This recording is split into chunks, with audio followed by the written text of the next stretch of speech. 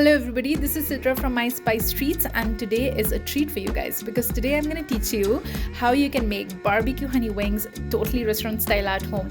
I know it sounds a little fancy, but it's not, because it's such an amazing and quite an easy recipe that you'll surely love it. So let's do this. Starting off with the chicken wings, cut them half, they cook more evenly like this. Then add the spices, ginger garlic paste and few drops of vinegar. Now instead of ginger garlic paste, you can use the powder as well.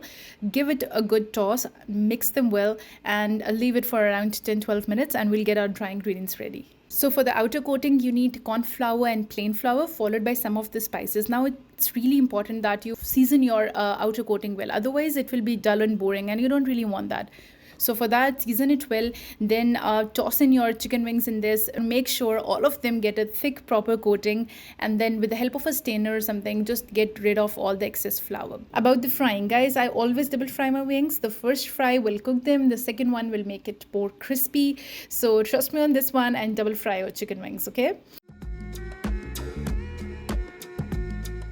Once you're done, then comes the magic step where you have to play with all these yummy sauces: barbecue sauce, lemon juice, honey, hot sauce, few drops of soy sauce. To add more richness and sweetness, we are going to add a few tablespoons of ketchup as well. Now this beautiful darkness is ready. Now you have to bring in your crispy chicken, roll the chicken wings in this dark sauce, and just the smell will make you hungry. Your ultimate barbecue honey wings are ready, guys. I can't wait to eat them. This recipe really makes me happy. I hope it makes you happy when you'll try it